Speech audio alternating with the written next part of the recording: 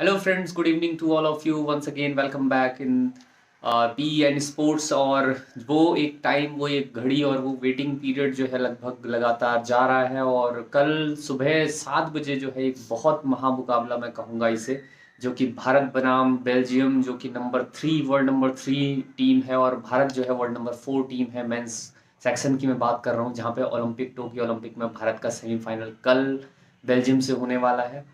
और इस मुकाबले को लेके सभी लोग बहुत उत्सुक हैं। वहीं ना कहीं वो प्रेशर भी है, कहीं ना कहीं हम लोगों के अंदर भी वो इमोशंस हमेशा रहते हैं, एक्साइटमेंट रहता है कि भारत कहीं यहाँ पे ना चूक जाए। और एक ऐसा मैच जहाँ पे भारत ने उम्मीदें, मैं आपको बता दूं, भले ही हम वुमेन्स में भी और मेंस में हम जो है सेमीफाइनल में प्रवेश कर चुके हैं, लेकिन आपको बता दूं कि आज ही एक ट्वीट पर आपने पढ़ा होगा, जो सुजर्ड मराइन का जो डच कोच हैं, जो भारतीय वुमेन्स टीम के कोच हैं, और उन्होंने एक ट्वीट किया था अपनी फैमिली के लिए कि अब मैं फिर से लेट आऊँगा, और again I will be late. और ये जो ट्वीट है ये साफ साफ दर्शाता है कि कहीं ना कहीं जो मराइन हैं उनको भी, स्टुअर्ट मराइन को भी ये लगता था कि भारतीय टीम जो है वो क्योंकि आपने शुरुआत में पढ़ा होगा कि स्टेटमेंट भी यही था भारत का, कि कहीं ना कहीं कोच भी ये जानते थे कि जो हमारा लक्ष्य है इस बार के टोक्यो ओलंपिक का, वो लगभग नॉकआउट में प्रवेश करना है। और नॉकआउट के बाद भी भारत एक मैच जीत गया है, तो ये उम्मीद किसी ने भी नहीं की थी। और इतने सालों का पहली बार जो है वुमेन्स टीम जो है वो ओलंपिक में सेमीफाइनल के ओलंपिक के सेमीफाइनल में खेलने जा रही है। तो कहीं ना कहीं ये इतने हिस्टोरिकल विन पिछले 2-3 दिन से हमें लगातार मिल रहे हैं। मेंस टीम का कल मैच है, तो उसके बारे में हम कहीं बात करते करते हैं आज, क्योंकि कल ये मुकाबला जो है वो सभी भारतीयों के लिए बहुत महत्वपूर्ण है। और मैं समझता हूँ कि एक, क्योंकि भारत में जो स्पोर्ट्स कल्चर कहीं ना कहीं एक तरह से स्टैग्नेशन जो हुआ था इस स्पोर्ट का, वो कहीं इस मैच पर बहुत निर्भर करेगा। अगर भारत यहाँ से मेडल लेके आता है तो बहुत हद तक जो है वो, जो एक कल्चर है दोबारा शायद डेवलप करने में, उसको इवॉल्व करने में उसको बहुत फ़ायदा होने वाला है भारतीय कॉन्टेक्स्ट के हिसाब से। बात करते हैं बेल्जियम के साथ, क्योंकि मैच है। हम ये ना भूलें कि बेल्जियम, हम भले ही बहुत अच्छे फॉर्म में है, भारतीय टीम अच्छे फॉर्म में है, अनडाउटली भारत बहुत बेहतर प्रदर्शन कर रहा है, अपने जो उम्मीदें हैं, हमारी जो उम्मीदें हैं उनसे भी ऊपर। लेकिन बेल्जियम को इतने हल्के में नहीं लेना चाहिए, क्योंकि हम नंबर 4 हैं और बेल्जियम नंबर 3 है। इससे भी बात, जरूरी बात मैं आपको बताऊं कि पिछले 2 साल के लगभग बेल्जियम और ऑस्ट्रेलिया दोनों ऐसी टीमें हैं जिन्होंने वर्ल्ड में जो है रैंकिंग में प्रथम स्थान लगातार हासिल किया है, और वही दोनों टीमें जो हैं आपस में खींचतान में लगी होती हैं नंबर 1 की रेस में। तो बेल्जियम को कहीं ना कहीं कम आंकने की बिल्कुल गलती नहीं करनी चाहिए। अब हम बात करते हैं कि अब बेल्जियम को हराने की क्या टैक्टिक्स एक तरह से हमारी हो सकती है, और पिछले कुछ मुकाबलों में जो भारतीय दल की जो वीकनेस निकल के आई है वो क्या है। ग्राहम रीड ने आज भी कुछ स्टेटमेंट दिए, मैं उनके बारे में पहले बात कर लेता हूं, क्योंकि आज ग्राहम रीड ने एक जरूरी बात कही, और इवन कल के मैच के बाद ये स्टेटमेंट आया था कि भारतीय जो ये विक्ट्री है, भारत की टीम की जो विक्ट्री है ग्रेट ब्रिटेन से, वो जो है अनडाउटली वो कहीं ना कहीं बहुत बड़ा हिस्टोरिकल विन है, एपिक है। लेकिन इस 3-1 विक्ट्री के में खुशी भले ही होती है, लेकिन उसके बाद उन्होंने ये भी कहा है कि कहीं ना कहीं जो टीम का डिसिप्लिन है, डिसिप्लिन मतलब जो हम वुमेन्स टीम के साथ भी देखते हैं कि लगातार जो है वो कार्ड लेती हैं, और मैक्सिमम टाइम जो हम कहते हैं कि एंटायर ड्यूरेशन में आपके जो 11 खिलाड़ी हैं वो पिच पे मौजूद होने चाहिए, तब जाके आप अपनी अगेंस्ट जो आपकी अपोजिट टीम है उसको कहीं ना कहीं इन्फ्लुएंस कर पाते हो अटैकिंग हॉकी के साथ। लेकिन भारतीय दल पिछले मैच में, ग्रेट ब्रिटेन के मैच में, 2 ग्रीन कार्ड और एक येलो कार्ड, बड़ा येलो कार्ड, भले ही उसमें ऑफिशिएटिंग के ऊपर भी काफ़ी सवाल उठे थे, लेकिन फिर भी हमें ये नहीं भूलना चाहिए कि यही टर्निंग पॉइंट्स होते हैं जहाँ पे आपकी एक छोटी सी गलती, जहाँ पे आप इमोशंस को चेक नहीं करते। तो इमोशंस को चेक करना, उन्होंने कहा, बहुत बड़ी चीज, बड़ा एक जो है वो काम करना होगा इसके ऊपर। साथ ही साथ उन्होंने कहा कि कार्ड्स को अवॉइड करना भारतीय टीम को सीखना होगा, क्योंकि लगातार जो है वो पिछले मैच में 2 ग्रीन कार्ड, एक येलो कार्ड, और हर मैच में जो है लगभग कार्ड्स मिले हैं भारतीय टीम को, भारतीय मेंस हॉकी टीम को। और पिछले मैच में आपको बता दूं कि लगभग बहुत ज़्यादातर lots of time we have spent with 10 players in pitch. और वो एक ऐसी दिक्कत भारत के साथ लगातार हुई है, क्योंकि हमें, उन्होंने यही कहा है कि we have to avoid all the cards, all the suspension, क्योंकि टेम्परेरी सस्पेंशन जब जब होते रहेंगे तो हम एक लिमिट जो है वो एक कम प्लेयर के साथ हम पिच पे होंगे और वो कहीं ना कहीं जो हमारा प्रभाव है, हमारी टैक्टिक्स है, हमारी स्ट्रेटजी है, उसको कहीं ना कहीं बिखेरने का काम करेगी। तो उन्होंने यही कहा है कि चेक योर इमोशंस रेगुलरली, और साथ ही साथ उन्होंने कहा है कि कार्ड्स को अवॉइड करना एक बड़ी चीज़ होगी। उसके बाद उन्होंने ये भी कहा है कि डिफरेंस जो है, उन्होंने कहा है कि पैशन और जो इमोशंस हैं उसमें आपको डिफरेंस देखना पड़ेगा, कि आप पैशनेट जरूर हो सकते हो उस मैच के लिए, क्योंकि बहुत महत्वपूर्ण मैच है नॉकआउट का, ऑब्वियसली बहुत प्रेशर भी होता है, लेकिन इमोशंस और पैशन में उन्होंने कहा है कि डिफरेंस रखना बहुत ज़रूरी है।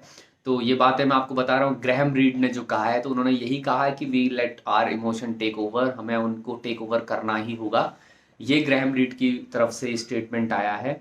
और पिछले, मैं आपको बताऊं जहाँ पे कि उन्होंने ये भी कहा है कि जो हमें, भले ही हम अच्छा कर रहे हैं अटैकिंग में भी, पिछले मैच में हमने 3 फील्ड गोल किए जहाँ पे कोई भी एक पीसी भी हम जीत नहीं पाए।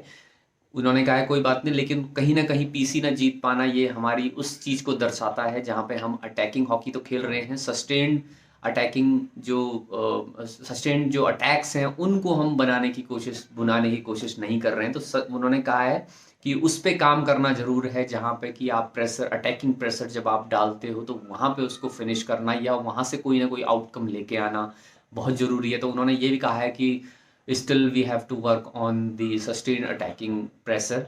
तो ये भी एक बात सामने आई है। अब मैं बात करता हूँ इंडिया वर्सेस बेल्जियम, क्या हेड टू हेड है अभी तक। अगर मैं पिछले कुछ समय की बात करूं तो ये एक थोड़ी सी खुशी वाली और संतोषजनक बात जरूर है हर एक भारतीय के लिए, कि भारत का जो रिकॉर्ड है लगभग पिछले कुछ समय से बहुत अच्छा बेल्जियम के साथ रहा है। अगर मैं आपको कुछ पीछे लेके जाऊं, जहां पे FIH प्रो लीग में भारत जो है वो जीता था और बेल्जियम को हराया था उसने वहां पे, 2020 की मैं ये बात कर रहा हूँ आपको। उसके अलावा जहाँ पे क्योंकि मैं आप हमें ये भूलना नहीं चाहिए, क्योंकि जो बेल्जियम है वो अभी वर्ल्ड चैंपियन है। 2018 में जो भुवनेश्वर में जो टूर्नामेंट हुआ था भारतीय धरती पे, जो वर्ल्ड कप हुआ था, वहाँ पे भी 2018 में बेल्जियम वर्ल्ड चैंपियन बना था। भले ही वहाँ पे पूल सी में मुझे लगता है जहाँ पे भारत और बेल्जियम का मैच हुआ था, उस मैच में भारत ने वहाँ भी जो है वो ड्रॉ खेला था 2-2 से। तो वो एक अच्छी बात है। उसके साथ साथ FIH चैंपियंस ट्रॉफी में भी भारत ने, जहाँ पे भारत सिल्वर मेडल जीता था, बहुत बड़ी उपलब्धि वो भी एक थी, जहाँ पे FIH चैंपियंस ट्रॉफी में भारत ने बेल्जियम को पूल स्टेज में 1-1 के ड्रॉ पे वहां पे भी रोका था। तो ये भी एक अच्छी बात है। उसके अलावा इससे पहले जो भारत ने 2019 में टेस्ट सीरीज खेली थी हॉकी की, जो बेल्जियम के साथ, उसमें भी भारत ने लगातार 3 कंजिक्यूटिव विन वहां पे ली थी। 2019 में 5-1, 2-1 और 2-0 की अच्छी खासी बढ़त के साथ भारत यहाँ जीता था। लेकिन बड़ी चीज ये है कि जब भी आप किसी ओलंपिक जैसे मेगा इवेंट में जाते हो, तो क्या आप अपनी परफॉर्मेंस को वहां जारी रख पाते हो या नहीं रख पाते हो। अब ये, क्योंकि ग्रैहम रीड का भी कहना यही है और मनप्रीत सिंह भी यही कहते हैं, हेड टू हेड एक अलग चीज होती है, जहाँ पे नंबर्स और जहाँ पे आप आंकड़ों के ऊपर जरूर जाते हैं, स्टैट्स के ऊपर जरूर जाते हो, लेकिन आपको ये नहीं भूलना चाहिए कि ओलंपिक जैसे इवेंट में हर एक गेम जो है वो नया होता है। और नॉकआउट स्टेज में जहाँ सेमीफाइनल जैसा मैच है, जहाँ पे आपका लगभग पदक पक्का होता है, सिल्वर जो है एटलीस्ट आपको मिलता है अगर ये मैच आप जीत जाते हो। तो उन्होंने ये कहा कि जो आप हेड टू हेड जो डिफरेंस, हेड टू हेड जो चीज़ें देखते हो, वो लिटिल बिट डिफरेंस ज़रूर होता है ओलंपिक जैसे इवेंट्स में।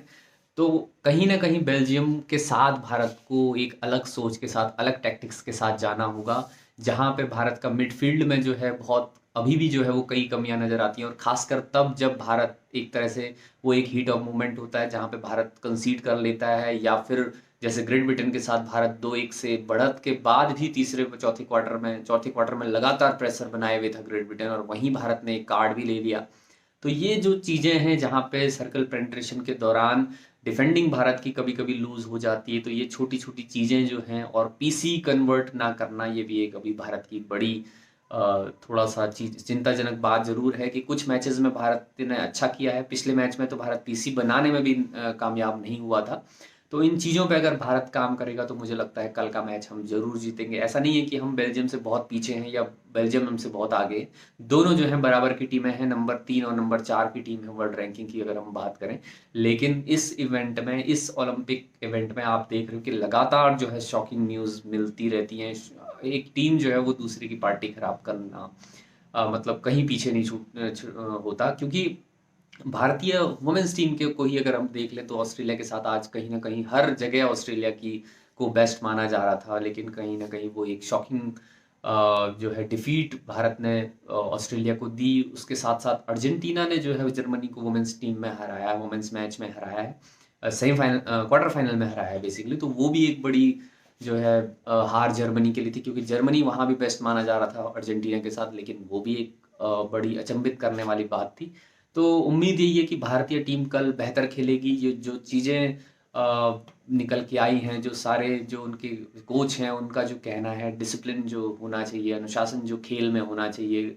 अनुशासन का मतलब यहाँ पे यही है कि जहाँ पे आपको कार्ड अवॉइड करने हैं, जहाँ पे बहुत गर्मी, एक तो ह्यूमिडिटी बहुत ज़्यादा वहाँ पे टोक्यो में है, उसके बाद अपने आप को ठंडा रखना है, और अगर आप गोल कंसीड करते हो तो उस समय आपको कैसे रिएक्ट करना है, जिस समय आप आगे लीड करते हो तो उस समय आपको टैकल और कैसे डिफेंडिंग करनी है और लगातार जो है अटैक को सस्टेन करना है। तो ये सब चीज़ें जो है कल के दिन भारत के लिए काफ़ी काम आने वाली है। तो यही उम्मीद है कि कल भारत सुबह 7 बजे जो है काफ़ी अच्छा करेगा। इन्हीं सब चीज़ों के साथ हमारी उम्मीदें भी लगातार जो है ये रहेगी कि आपको नए नए अपडेट देते रहें और इसी तरह के वीडियोस आपके साथ आपके लिए करते रहें। उम्मीद है आपको ये पसंद आएगा। अगर आपको पसंद आए तो ज़रूर कमेंट करिए, अपना फीडबैक ज़रूर दीजिए, लाइक शेयर और कमेंट करिए, और सब्सक्राइब ज़रूर करिए आगे आने वाली जो अपडेट्स हैं उनके लिए। बहुत बहुत धन्यवाद। Thank you so much.